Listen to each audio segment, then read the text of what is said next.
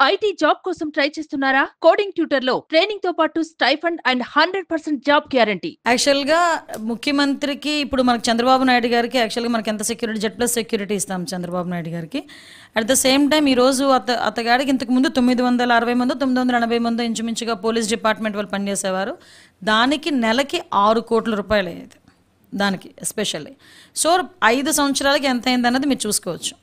కానీ ఏ రోజు కూడా అంటే అది కాక ఇంకా 53 లక్షలు వెచ్చించి దగ్గర ఇంకో 50 మందినో 60 మందినో ఆయనకు మళ్ళీ సేఫ్టీ కింద కొంచెం పెట్టుకోవడం, ఇవన్నీ ఆలోచిస్తే ఏంటంటే కొంతమందికి పబ్లిసిటీ పిచ్చి, కొంతమందికి అదేదో అంటారు కదా అధికార పిచ్చి ఒకటి ఉంటుంది.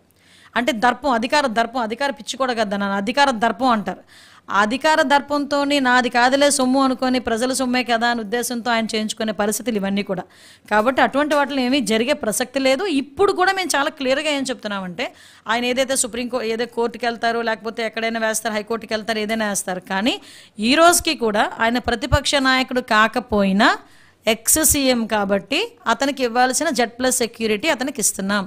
దానికి ఎస్పెషల్లీగా దగ్గర 40 లక్షల నుంచి 50 లక్షలు ఖర్చు అవుతుంది. అతనికే కాకుండా వాళ్ళ మదర్కి కూడా 2+2 సెక్యూరిటీ. జగన్మోహన్ రెడ్డి సీఎంగా ఉండేటప్పుడు విజయమ్మ గారికి 1+1 సెక్యూరిటీయే.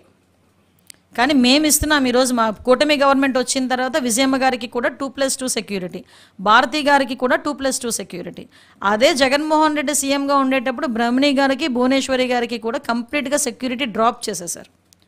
కానీ మేము ఈరోజు అలా కక్ష సాధింపు చర్యల కింద మేము వెళ్ళట్లే, యాజ్ పర్ రూల్ వెళ్తున్నాం. వాళ్ళకి ఇవ్వాలి కాబట్టి మేము ఇస్తున్నాం. ఇందులో అసలు కాంట్రవర్సీ లేదు, కావాలని అతను పెట్టుకోవడం తప్పించి.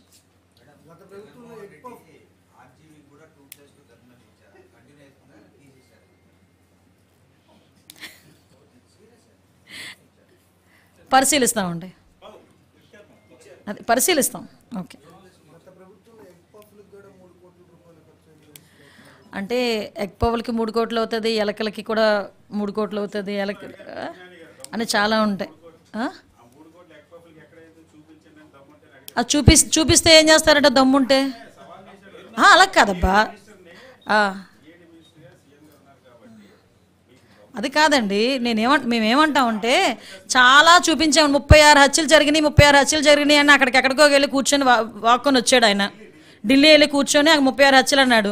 36 హత్యలు ఎక్కడున్నాయి? 36 మంది చూపించబోయా స్వామి అంటే ఈ రోజు వరకు లేదు. కానీ దమ్ముల గురించి ధైర్యాల గురించి మీరు మాట్లాడడం ఊరుకుండయా మాట్లాడారు. కానీ సుమన్ టీవీలో మీ పర్సనల్ అండ్ బిజినెస్ ప్రమోషన్స్ కోసం కింది నెంబర్కి కాంటాక్ట్ చేయండి.